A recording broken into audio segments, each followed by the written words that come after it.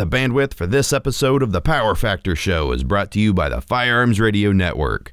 Firearmsradio.tv. Sponsored by Taylor Freelance, Rainier Ballistics, Hodgdon Powders, and JPL Precision.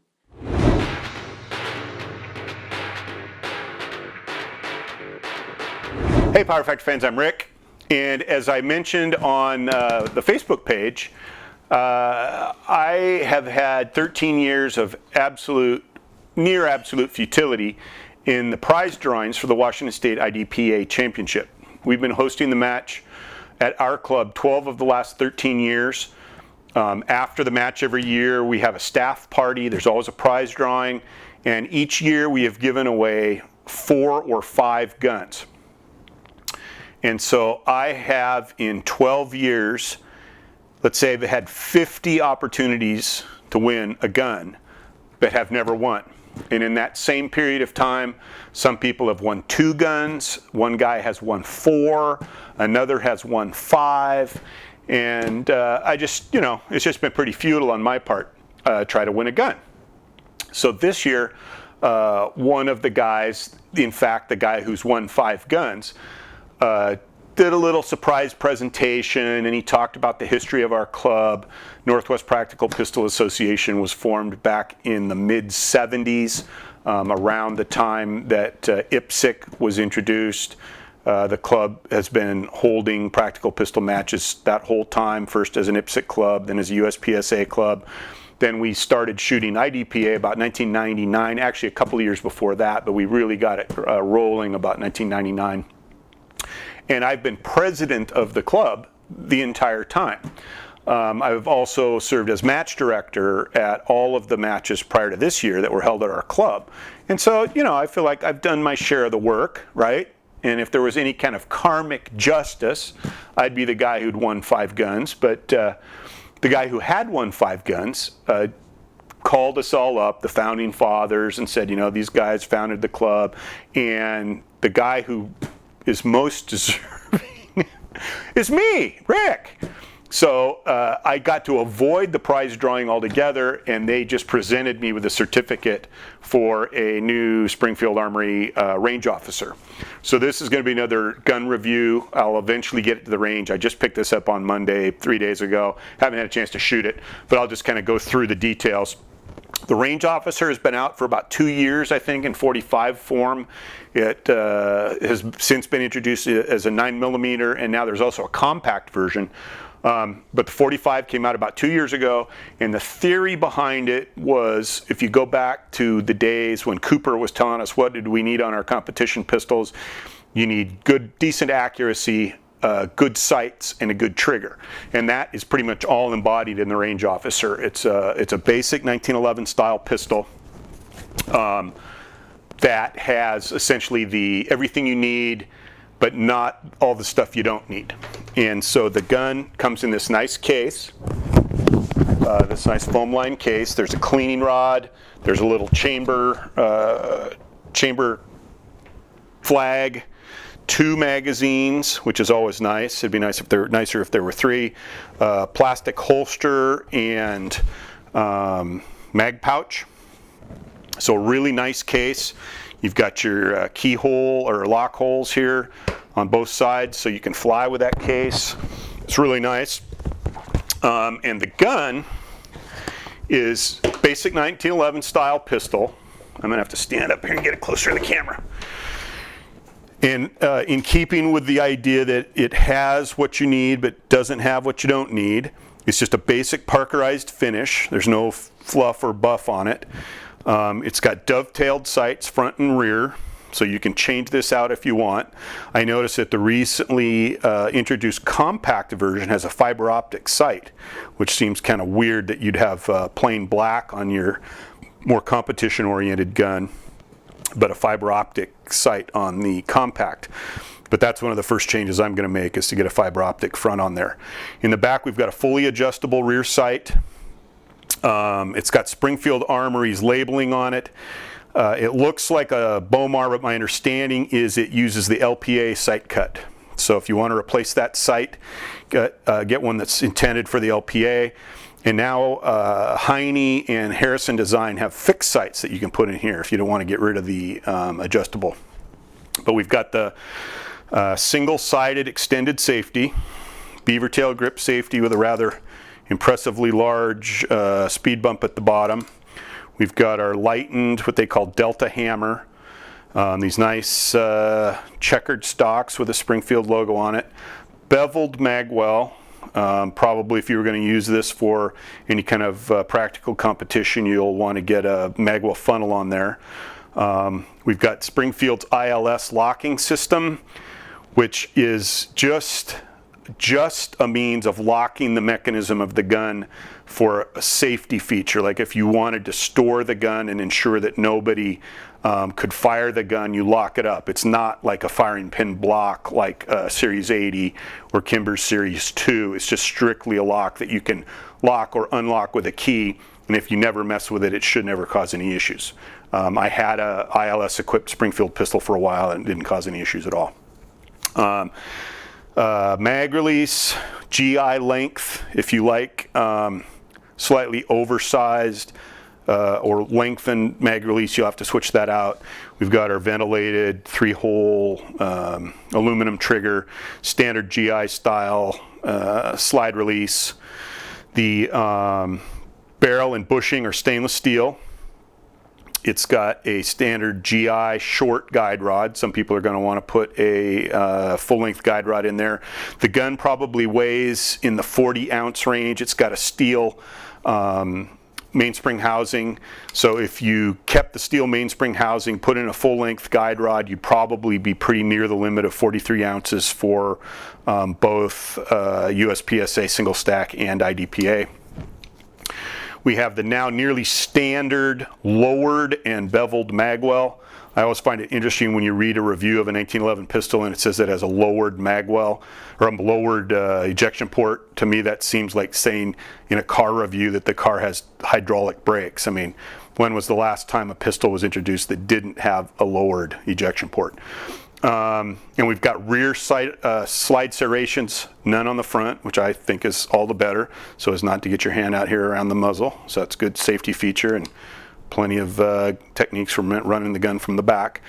The story on this gun is kind of interesting, not this one in particular, but the Range Officer. A lot of the advertising on the gun suggests that internally the gun is similar to Springfield's higher end pistols, but then to save money, the exterior is kind of this no frills, no checkering on the front strap, no front cocking serrations, basic matte finish, no ambidextrous safety.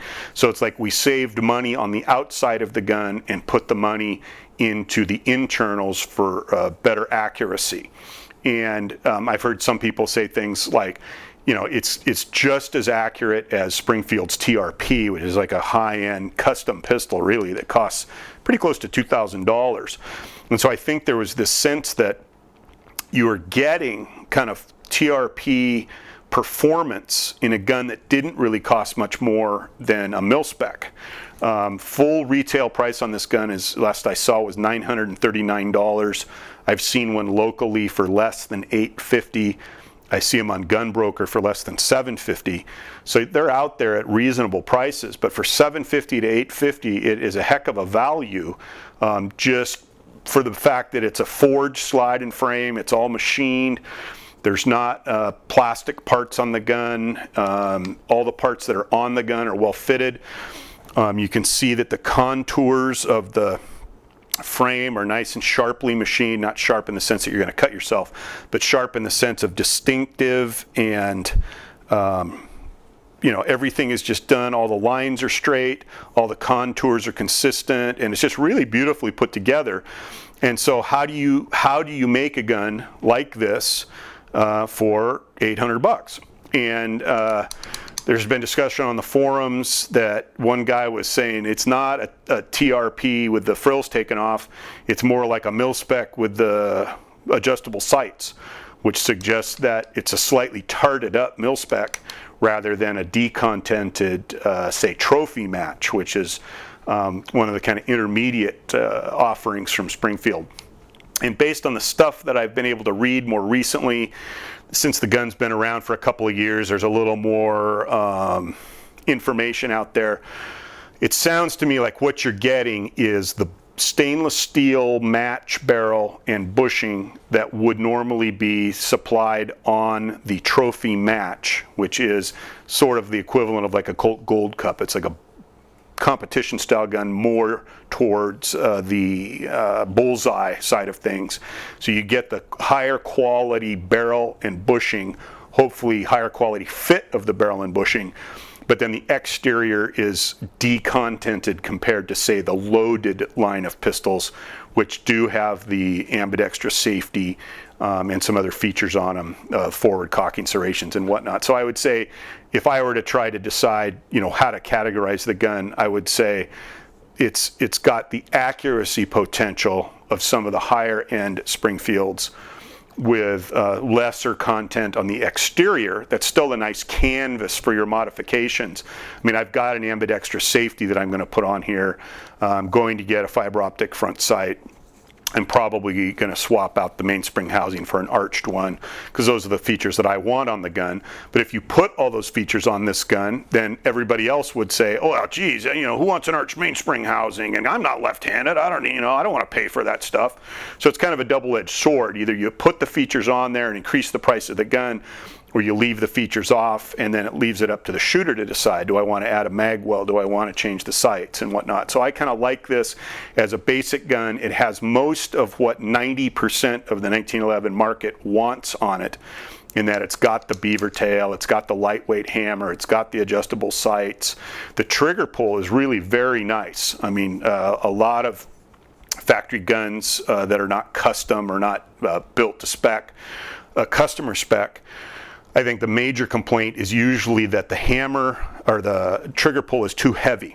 People will say, it's got a 5-pound pull, and that's fine for duty use or carry use, but for competition, you want it to be lighter. And I think most experienced competitive shooters are going to want to lighten the trigger.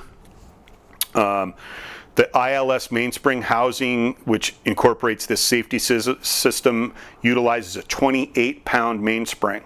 So I think you could probably knock a half a pound off of that by going to a standard mainspring housing with a lighter mainspring. 23 pounds is standard for a government model pistol, but a lot of people are running 21 pounds, 19 pounds. So I think if you swapped out the 28 pound, I'm not advocating that you do that or recommending that you do it. I'm just saying that if you did, you could probably knock a half pound off the trigger pull. I'm going to also examine the sear spring. Oftentimes you could tweak another half pound or so out of the trigger pull while maintaining safe and reliable function by tweaking the leaves of the sear spring. But anyway, so the trigger pull is very usable as it is, but I think most competition shooters, experienced competition shooters, are going to want to knock it down at least a pound. I'd say this is probably 4 to 4.5 pounds. And I prefer 3 to 3.5, but that's an easy fix. You could, take it to a gunsmith if you don't feel comfortable doing it yourself.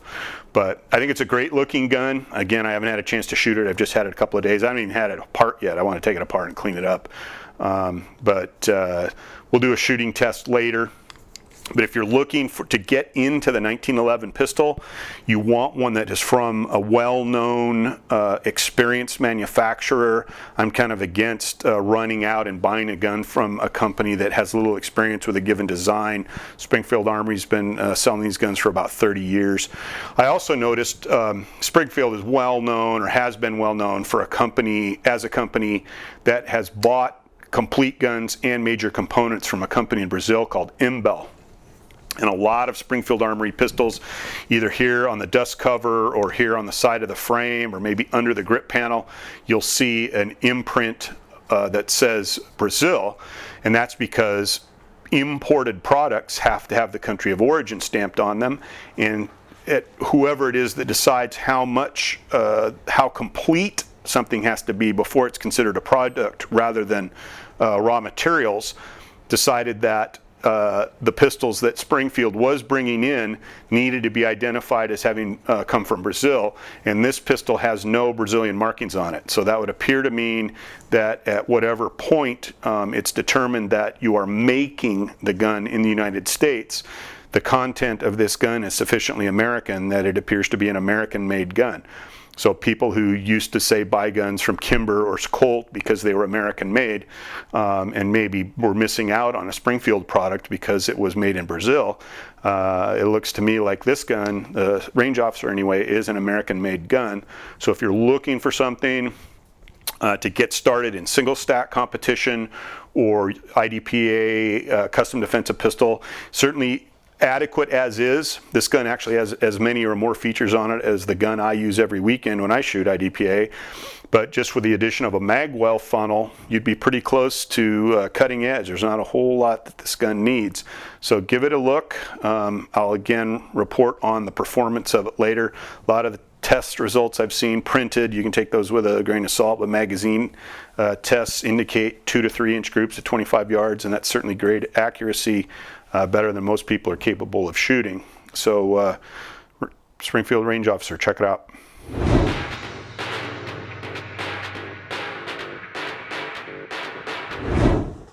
Hi, I'm Doug, and I'm back to talk a little bit about the stuff I use in the Open Division. I shoot Open in 3-gun and in USPSA pistol, and so I want to talk a little bit about some of the stuff I use. I want to talk a little bit about magazines. When you shoot in Open, you get bigger magazines. So when I went and bought my pistol, and I had a pistol custom made by John Larson, who's always on their show here too, is John want to know, you have to order whatever you want. Basically, it's like a, a la carte. You get whatever you want, and you got to pay for it. Well, you can always get one of these to begin with, without the base pad, of course. So you get the basic one with the gun, and I thought, well, I want big sticks. I shoot a lot of 3-gun. Sometimes I shoot matches like Iron Man that have a lot of ammunition. So I bought all big sticks. So I have 1 small and I have 3 big sticks. And that's what I use in my pistol. So I wanted to talk to you a little bit about the magazines themselves. These are STI tubes. They have Bevan Graham's followers and springs, and these are Dawson toolless base pads on the bottom. I like these. I've been using these for years in different guns, and it seems like they work well for me. There are a lot of different companies now making them. So whatever works for you is good. These work good for me. The only thing I don't like about the Dawsons is after you've used them for a while, sometimes they don't open so easy, and you have to take something small, pointy, and stick them in there to release the spring. But they're good, and they're durable, and I've never had a problem with them. For rifle, I shoot a couple different kinds of magazines. So I used to shoot a lot of P-mags, and I know there's a lot of people out there who like P-mags. I've stopped using P-mags in competitions only because I had one break on me. And what happens is the feedlet's up here cracked, and you couldn't really see it, but what would happen is it would double up and sometimes throw 2 rounds in the gun instead of 1. And if you've ever shot a rifle before, double feeds are really bad. So I went to all metal mags. I used HKs for a while. And HK mags are okay. They're a little bit heavy. Problem is that when time came to replace the springs, you can't buy springs for them. They have a proprietary spring. Theirs is different. So I bought a bunch of regular AR magazine springs, went to stick them in. They don't work. Okay, so I switched. Now I'm pretty much using the ones that you get. Brownells actually has some pretty good ones. Several other companies do. So I'm using aluminum mags now. I just feel like I can trust aluminum mags more. That's just a personal preference. If you use P-mags, I won't say anything bad about you. They're not bad mags. They're good. If you do use P-mags, though, keep an eye on the feed lips and make sure they're not cracking on you. And I probably wouldn't use them any more than a season or 2, and then I replace them. They're fairly inexpensive. So you take those and you put them into your pile for the end of the world and get some new ones to use in competition every year. A couple other things in here. These are my shotgun mags now. I know some people have shotgun magazine envy. Mine are big. So these are these I use with my R&R Sega. This is a 20 rounder. This is a 17 rounder. These things work great. I know that in the beginning when we first started using Segas, they were kind of iffy, but they run to the point now where if you decide you want to use a Sega, you can get them tuned up pretty good. These work great. And then I also have a selection of other ones here. Some singles. There's another interesting one. This is a double 12 round mag. So this has Ralph Arredondo has done a lot of good stuff for the sport. Ralph has a manufacturing company where he makes other kind of things, and then he makes a whole bunch of stuff for us 3-gun shooters. And I'm betting in the long run he probably doesn't make that much money off of us, but he goes and makes a bunch of new things every once in a while. And this is something he made up, which is really nice. This is an aluminum coupler at the top to hold the 2 mags together, and then aluminum base pad. And then on the side of my Sega, he made a little aluminum piece, and that aluminum piece keeps the top bullet from sliding out. So your shotgun shell on the left-hand side doesn't slide out when you're shooting on the right-hand side. That's kind of a trick little item. Here's another thing I carry in my bag. I have never used this in a match, but you never know. This is a pair of coupled 20s.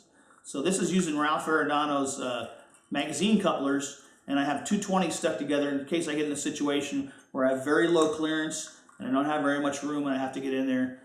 So I carry these. Any kind of magazines that I carry in my bag to shoot with, I've run in my gun somewhere. So normally at the range. If I haven't used them in a match, I normally at least run them a few times on the range to make sure that they work good. So never take a mag you've never used and bring it to a match and then wonder why you have a problem. I have some other interesting mags in here. This actually is a Trip 52. So Trip used to make these magazines. This is back in the old days before you got the big extensions for AR magazines. And what this is an aluminum magazine, and then this has a big aluminum base on it. And I've used these in matches. They work good. I swear by them, so I don't use them a lot, but when I need them, I have them. I have both 42s and 52s like this. So they're kind of heavy, but they've always worked for me, and it's one of those things I feel more confident using something than I normally run with. One other kind of magazine that I'll use occasionally, and this is not very often, but this is a beta mag. And so beta mags come in really, really handy in some places. If you guys, Jerry Michalak's shows, if you ever watch any of his videos, he shows shooting off an angled roof with one of these, and he shows it, and it works really nice. And I've kept one around. That's mainly where I'll use one of these.